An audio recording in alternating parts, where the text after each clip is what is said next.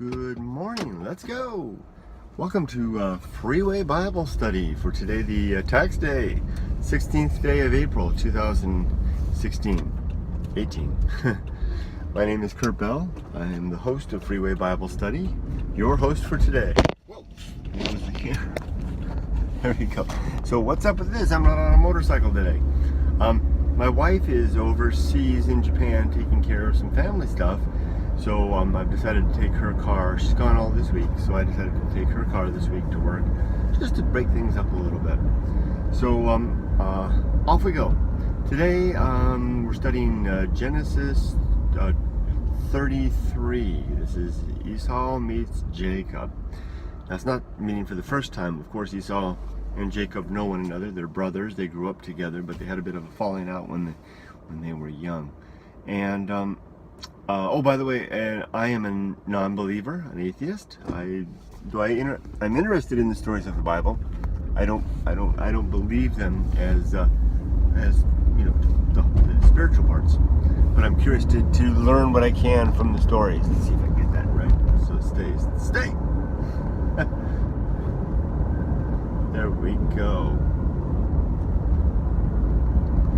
So in this chapter, this can be problematic.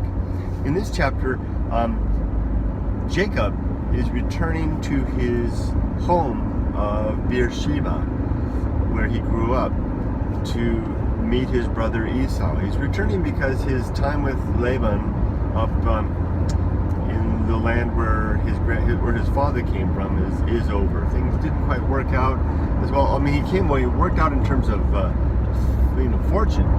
Jacob came away quite rich, but relations weren't so good. So he took his family and all of his livestock, and he goes to the phone, they're going to drop now, and he's gone home, so to speak.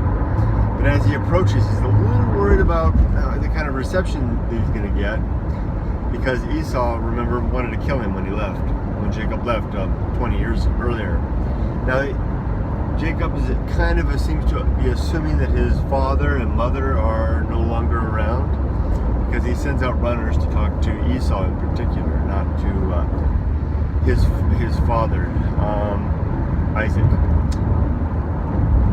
The runners return to say that Esau is on his way to meet you, and he's in the company of hundreds of men, which worries Jacob. So he spreads his camp out, sets up wave after wave of gift offerings of animals, livestock and the like, in the company of slaves. Don't know if the slaves were part of the offering as well, the gift. And eventually, here it comes. Now it's time to meet. Now remember, as these waves and waves of gifts were being sent forward, they had the effect, we can infer, Jacob's very clever intent was to soften his brother up, Esau up. Remember, Esau wanted to kill Jacob for stealing Esau's birthright, and for also, various other forms of just, not being very niceness in the past. Jacob wasn't I wouldn't say a very honorable young man. We have a lot of problems with brothers, don't we, in the Bible? With Adam and Eve, and then Ham and Japheth, and what was the other one?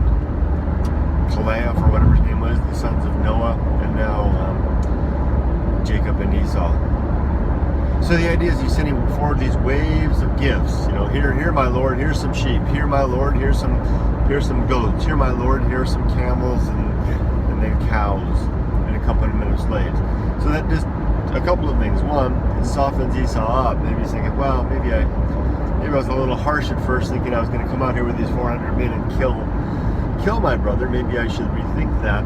But it also encumbers Esau a little bit, right? Now he's got to take care of all these things, right? It kind of slows him down.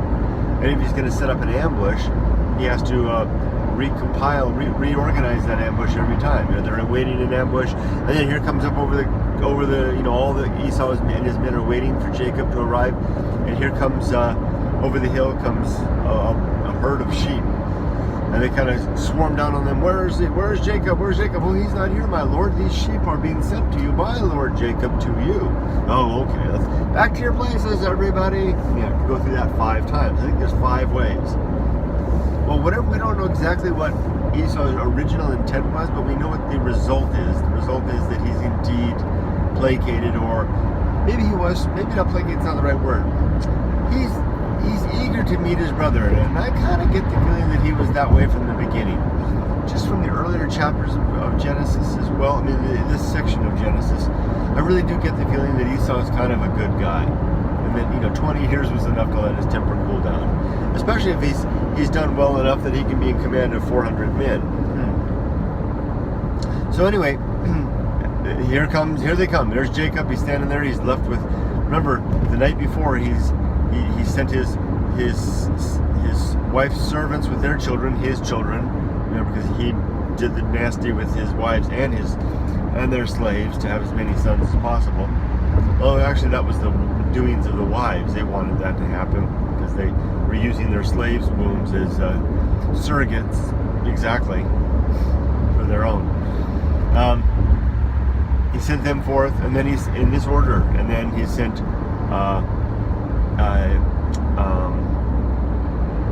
Leah and her sons, and then Rachel and her sons. And then he's in the back. Oh, and then they pointed out specifically that Rachel is there with Joseph also. That's interesting. So I think, clearly Joseph, an important figure in the Bible. Joseph's probably, his turn's coming up next. Next up at bat, Joseph. Or as Friendly Frank says in the Comedy Wednesdays, you're on deck, Joseph, for the next section of the Bible. But then I thought he was going to stand in the back. Remember, he sat behind he waited behind the river on the east side of the Jordan. I guess you could just wade across it. And then he wrestled with God all night. And then I guess now he's coming to the front and he's getting in the lead of everybody. So I thought it kind of seemed kind of cowardly to put everybody, including the women and children, up front, and then you wait behind. But he didn't. He came to the front of the family at least. And there he meets Esau. And Esau comes to him and embraces him and is in tears of joy and welcomes his brother and asks him, but who are these women and children behind you? And Esau says, Jacob says, Lord, my Lord, these are, he's referring to him in those deferential tones, my Lord, these are my wives and my children that the Lord has given me. And Esau asks him, what of the many herds, the flocks, and the slaves, the servants that came before you? What are those? These are gifts unto the Lord, unto you, that I give to you, my Lord Esau. I'm trying to get that biblical language going. And there's a GS right in front of me, a bike like mine.